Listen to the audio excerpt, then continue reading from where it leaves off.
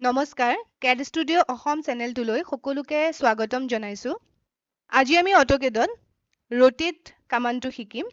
Rotate কামাণ্ডটো আপোনালোকে modify টুলবাৰতো পাব বা মডিফাই মেনু বাৰতো পাব। এইখন আমাৰ মডিফাই মেনু বাৰ। ইয়াত ক্লিক কৰিলেও পাব বা ইয়াতো আপোনালোকে ইয়াৰ পৰা চিলেক্ট কৰিব পাৰে ৰোটেট। আৰু ইয়াৰ কিবৰ্ড কি বা শ্বৰ্ট কিটো হ'ল RO এণ্টাৰ। অবজেক্ট এটা কিবা এটা এংগলত ঘূৰাবৰ কাৰণে আমি ৰোটেট অপশ্যনটো চিলেক্ট কৰোঁ। ৰোটেট আমি ল'লোঁ। এতিয়া ইয়াত আপোনালোকে সদায় কওঁ মই কামাণ্ড প্ৰম্পটত পঢ়ি চাব। আমাক কৈছে চিলেক্ট অবজেক্ট। গতিকে আমি অবজেক্টটো চিলেক্ট কৰিম।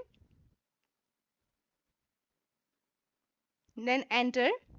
এতিয়া ইয়াত কৈছে এটা বেছ পইণ্ট। স্পেচিফাই বেছ পইণ্ট। এই বেছ পইণ্টটো আমাৰ ফিক্স হৈ থাকিব। এতিয়া যদি মই ইয়াত এইটো বেছ পইণ্ট লৈছোঁ, বেছ পইণ্টটো লোৱাৰ পিছত এতিয়া ইয়াত মোৰ সুধিছে স্পেচিফাই ৰোটেশ্যন এংগল। এতিয়া ইয়াত মই এংগলটো দি দিব লাগিব। ইয়াত আপোনালোকে পঢ়ি চালে গম পাব স্পেচিফাই ৰোটেশ্যন এংগল মানে মই অবজেক্টটো কিমান এংগলত ঘূৰাব লাগে। ধৰক মোৰ 30 ডিগ্ৰী এংগল লাগে, মই ডাইৰেক্ট 30 এণ্টাৰ কৰি দিলোঁ। আপোনালোকে ডিগ্ৰী চিম্বল দিব নালাগে, জাষ্ট ডিজিটটো দিলেই হ'ব কিমান ডিগ্ৰী এংগলত ঘূৰিব লাগে। তেতিয়া এই অবজেক্টটো চাওক, এই অবজেক্টটো 30 ডিগ্ৰী এংগলত ঘূৰি গ'ল।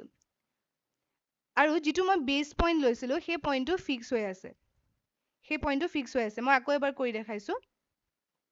Rotate, select object, enter. এতিয়া ধৰক মই যদি এইটো বেছ পইণ্ট লওঁ তেতিয়া এই পইণ্টটো হেৰি হৈ থাকিব, ফিক্স হৈ থাকিব। আৰু যিহেতু মোৰ অবজেক্টটো অৰ্থটো অন হৈ আছে, সেইবাবে কি হৈছে মোৰ অবজেক্টটো ইয়াত আমি এনেকৈ প্ৰিভিউটো চাওঁতে 90 ডিগ্ৰীহে ঘূৰিছে। গতিকে মই ইয়াত গৈ এই অৰ্থ মোডটো অফ কৰি দিম। কৰিলে তেতিয়া মই যিকোনো এংগলত ঘূৰাব পাৰিম, চাব পাৰিম আমি।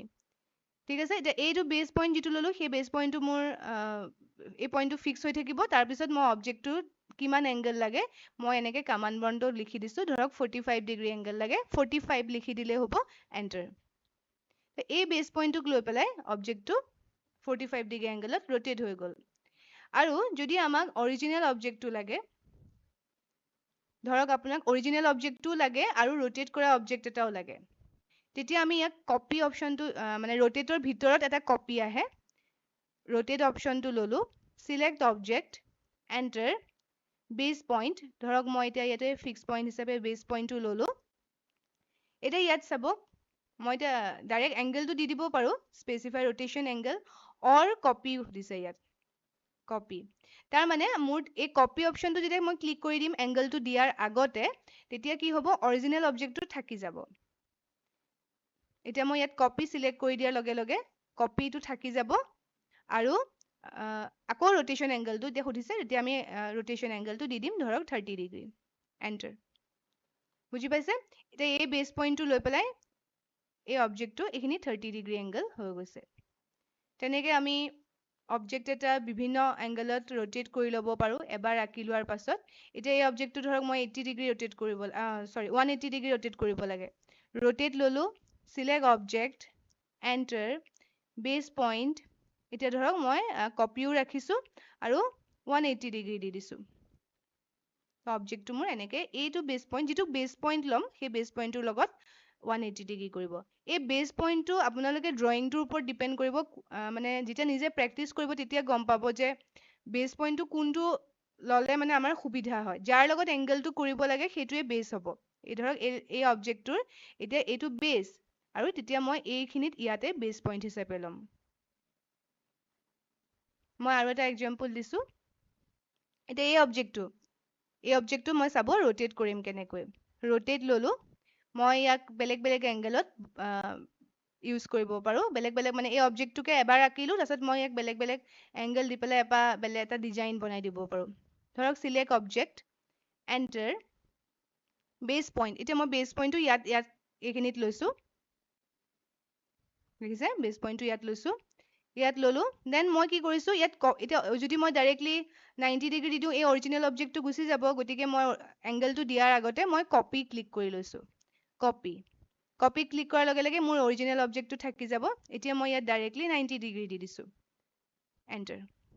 গতিকে মোৰ 90 ডিগ্ৰীত আকৌ এই অবজেক্টটো ৰোটেট হৈ গ'ল আকৌ তেনেকৈ যদি মই আকৌ 90 ডিগ্ৰীত ঘূৰাব বিচাৰোঁ ৰোটেট এতিয়া এই অবজেক্টটো আকৌ চিলেক্ট কৰি ধৰোঁ এণ্টাৰ এইটোকে মই বেছ পইণ্ট হিচাপে লৈছোঁ তেতিয়া এই পইণ্টটো ফিক্স হৈ থাকিব মোৰ আকৌ ইয়াক মই কপি কৰি দিছোঁ আকৌ ইয়াক মই 90 ডিগ্ৰী ঘূৰাই দিছোঁ তেতিয়া এই পাহে আহি যাব বা আপোনালোকে এতিয়া মই এইটোক 90 ডিগ্ৰী ঘূৰাত এনেকুৱা হৈছে এই অবজেক্টটোকো 180 ডিগ্ৰী ঘূৰাই দিলে এইটো এনেকুৱা হৈ যাব আকৌ এতিয়া ধৰক মই এইটো লৈছোঁ আৰু এটা কথা কৈ থৈছোঁ লগতে এতিয়া মই ৰোটেট অপশ্যনটো প্ৰথমতে চিলেক্ট কৰা নাই চাওক অবজেক্ট এটা চিলেক্ট কৰি আমি যেতিয়া ৰাইট ক্লিক কৰিম মই আগতে মুভ আৰু কপি অপশ্যনত কৈছিলোঁ মুভ আৰু কপি অপশ্যনটো আমি ৰাইট ক্লিকতে পাই যাওঁ তেনেকৈ ৰোটেট অপশ্যনটো আমি ৰাইট ক্লিকত পাই যাওঁ আপোনালোকে যেতিয়া বহুত প্ৰেক্টিচ কৰিব হাতখন আহি যাব আপোনালোকে ৰোটেট অপশ্যনটো চিলেক্ট কৰি অবজেক্ট চিলেক্ট কৰি এণ্টাৰ নকৰিলেও হ'ব তেতিয়া আপোনালোকে ডাইৰেক্ট অবজেক্টটো চিলেক্ট কৰিলে